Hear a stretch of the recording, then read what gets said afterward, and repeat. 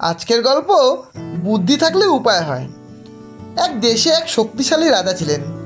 একদিন পাশের রাজ্য থেকে তাকে উপহার হিসেবে দেওয়া হলো দুইটি অপূর্ব সুন্দর তোতা পাখি। রোদের আলোয় তাদের পালক ঝিলমিল করত, আর তাদের কণ্ঠস্বর ছিল বাঁশির সুরের মতো মধুর।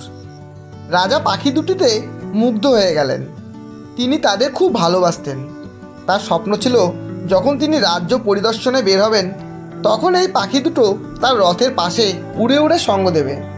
সেই স্বপ্ন পূরণ করতে তিনি দেশের সেরা পাখি প্রশিক্ষককে ডেকে পাঠালেন। রাজা বললেন, এই পাখি দুটিকে এমনভাবে প্রশিক্ষণ দাও যেন তারা মুক্তভাবে উঠতে পারে এবং আমার সঙ্গে সর্বত্র যেতে পারে। প্রশিক্ষক সম্মান জানিয়ে কাজে লেগে গেলেন। 3 দিনের মধ্যেই একটি তোতা চমৎকারভাবে সাড়া দিল। সে ডানা মেলে প্রাসাদের বাগানে মিশ্রণভাবে উঠতে লাগলো। কখনো আবার রাজার কাঁধে এসে বসত। রাজা আনন্দে আত্মহারা হয়ে গেলেন। কিন্তু দ্বিতীয় তোতাটি ছিল সম্পূর্ণ ভিন্ন। দিনের পর দিন সে বাগানের একটি ডালে শক্ত করে আঁকড়ে ধরে বসে থাকত। প্রশিক্ষক যতই তাকে উৎসাহ দেন, ডেকে নেন বা অন্য তোতাটির উদাহরণ দেখান, কিছুতেই সে নড়ত না, যেন সেই ডালটাই তার জীবন।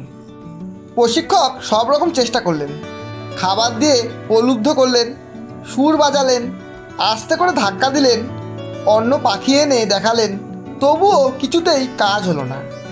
তোতাটি উঠতেই চায় না। শেষমেশ ক্লান্ত ও হতাশ হয়ে তিনি রাজদরবারে ফিরে এলেন। তিনি মাথা নত করে বললেন, মহারাজ, ক্ষমা করবেন, আমি আমার জানা সব পদ্ধতি প্রয়োগ করেছি, কিন্তু এই পাখিটিকে ডাল ছেড়ে কিছুতেই উড়াতে পারলাম না। রাজা খুবই হতাশ হলেন। তিনি দূর দূরান্ত থেকে আরও বিশেষজ্ঞ ডেকে পাঠালেন। প্রত্যেকেই বড় বড় কথা বলল, কিন্তু কেউই সফল হতে পারল না।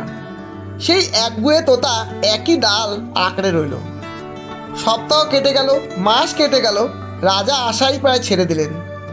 ঠিক তখনই এক সকালে প্রাসাদের ফটকে এক বৃদ্ধ গ্রামবাসী এসে হাজির হলেন।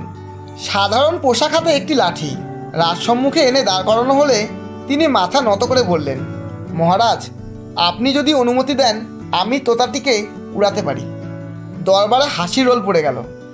বিশেষজ্ঞরা মৃদুপ করে বললেন, যেখানে আমরা পারিনি সেখানে এই বৃদ্ধ কৃষক কিভাবে পারবে? কিন্তু রাজা হাত তুলে সবাইকে চুপ করালেন। তিনি বললেন, ঠিক আছে, তোমাকে সুযোগ দেওয়া হলো। বৃদ্ধটি শান্তভাবে বাগানের দিকে চলে গেলেন। 3 দিন পর এক সকালে রাজা তার বারান্দায় বসেছিলেন। হঠাৎ তিনি আকাশে ডানার আনন্দময় শব্দ শুনলেন। উপরে তাকিয়ে তিনি বিস্ময়ে অভিভূত হয়ে গেলেন। দেখলেন দুটি তোতা পাখি প্রাসাদের ওপর দিয়ে মুক্তভাবে আত্মবিশ্বাসের সঙ্গে উড়ছে। যে তোতাটি আগে নড়ত না, সেটিও এখন শক্তি আর সৌন্দর্যের সঙ্গে আকাশে ভাসছে। রাজা নিজের চোখকে বিশ্বাসই করতে পারছিলেন না। তিনি সঙ্গে সঙ্গে সেই বৃদ্ধকে ডেকে পাঠালেন। বৃদ্ধ এলে রাজা আগ্রহ ভরে জিজ্ঞেস করলেন, বলো তো, তুমি কিভাবে এমন অসাধ্য সাধন করলে, যা আমার সেরা বিশেষজ্ঞরাও পারেনি? বৃদ্ধ মৃদু হেসে বললেন, মহারাজ, খুব সহজ কাজ ছিল। আমি শুধু সেই ডালটি কেটে দিয়েছি যেটা ধরে পাখিটি বসেছিল। ডাল না থাকায় তার আর কোনো উপায় ছিল না। তাকে নিজের ডানার উপর ভরসা করতেই হয়েছে। দরবার নিস্তব্ধ হয়ে গেল। বিশেষজ্ঞরা মাথা নিচু করে রইল। রাজা আকাশের দিকে তাকিয়ে পাখিদের উঠতে দেখলেন আর বুঝতে পারলেন সেই গভীর সত্য। অনেক সময় আমাদের উঠতে না পারার কারণ অক্ষমতা নয়, বরং নিরাপদ ও পরিচিত জিনিসের প্রতি আসক্তি। আমরা আমাদের স্বস্তির ডাল, পুরনো অভ্যাস, ভয়, অজুহাত আর পরিচিত রুটিন আঁকড়ে ধরে থাকি। বুঝতেই পারি না আমাদের সৃষ্টি হয়েছে মুক্ত হয়ে আকাশে ওড়ার জন্য। আর কখনো কখনো জীবন সেই ডালগুলো কেটে দেয়, শাস্তি দেওয়ার জন্য নয়, বরং আমাদের নিজেদের ভেতরের শক্তিকে আবিষ্কার করানোর জন্য। ধন্যবাদ।